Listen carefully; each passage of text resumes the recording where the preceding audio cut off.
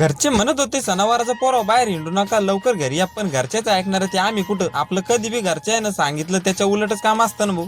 तर जय हरी मंडळी, मी तुमचा सर्वांचा गावाकडचा माणूस म्हणजे शुभम महाले. तर आपल्या वावरातली सोयाबीन सोंगणं सुरू होती, त्याच्यामुळं 10 दिवस सुट्ट्या मारून 11व्या दिवशी तुमचा भाऊ ड्युटीवर आला. आणि ड्युटीवर आलो त्या क्षणी मेरे को हार बनाने को बसवला. पण तेवढ्या शरद दादाला मेरा तरस आला. मला गाडीवर बसून घेऊन गेला आणि डायरेक्ट केक शॉपिंग मध्ये घेऊन आला. केक घ्यायला यायचं कारण म्हणजे आमच्या डॉक्टर साहेबांचा वाढदिवस होता, त्याच्यामुळे यातला एक केक फायनल केला आणि गाडीवर बसून डायरेक्ट आम्ही हॉस्पिटलमध्ये आलो. आणि हॉस्पिटलवर आल्यावर जसं शरद दादानं कचोऱ्या पाहिल्या तशा खाणं सुरू केल्या.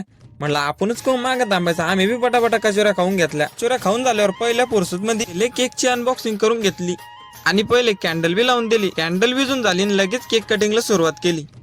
बर्थडे फक्त आमच्या डॉक्टर साहेबांचाच होता, तरी बी आमच्या या मेडिकलवाल्या मामाला केक कापायची संधी दिली. केक कापून झाल्यावर सगळ्यांनी आधी एक एक करून फोटो काढून घेतले.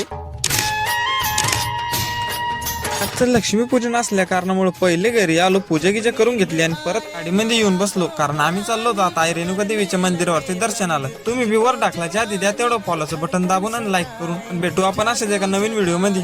मौसम करे छेड़खानी, जब जब न पे आए निखार, हमारी गली आ जाना.